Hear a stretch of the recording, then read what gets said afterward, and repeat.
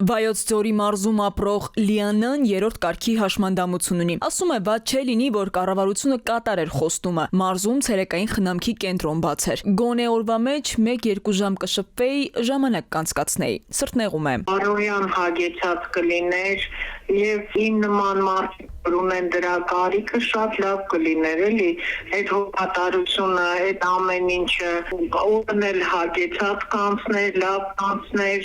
շատ հաճելի կլիներ էլի մենք եք զգանք որ մենք էլ ենք ինչ որ մեկին պետք ինչ որ բանի պիտանի ենք մենք էլի թեկուզ ինչ որ մենք էլ այնտեղ մի բան անենք չենք կարող ասենք նորմալ շարժվել բայց գոնե վերջերը աշխատում է որ եթե աշխատանք անենք Կառավարության 2021-2026 թվականների գործունեության միջոցառումների ծրագրում որպես նպատակ արձանագրված էր տարեցներին մատուցվող խնամքի ծառայությունների բարելավումը, ինչպես նաև համայնքային ծառայությունների ներդրումն ու զարգացումը։ Նախատեսվել էր մինչև 2023 թվականը բոլոր մարզերում տարեցների համար ստեղծել ցերեկային կենտրոններ, նաև 3 ճգնաժամային կենտրոն եւ ընդլայնել տնային խնամքի ծառայությունները հանրապետության բոլոր մարզերում։ Այնինչ այս ծրագրածը ոչ միայն չեն ավարտել 2023-ին, այլև դեռ այսօր էլ ամբողջությամբ չեն կատարել։ Մինչև օրս նաև ոչ մի ճգնաժամային կենտրոն չի ստեղծվել։ Վայոց ձորից բացի կառավարության 2021 թվականի ապրիլի 8-ի որոշմամբ ցերեկային կենտրոններ առաջնահերթ պետք է ստեղծվեին Արմավիրի,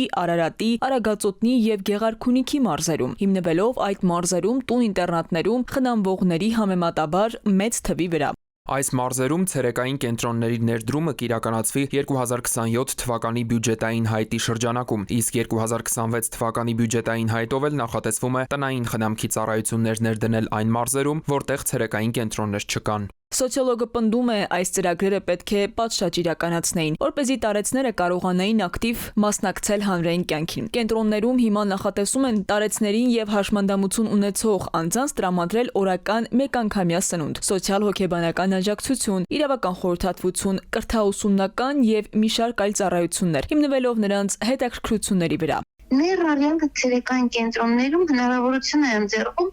շարունակական կրթություն ստանալ, ենթադրենք համակարգչային դաշտում, ձեռագործի,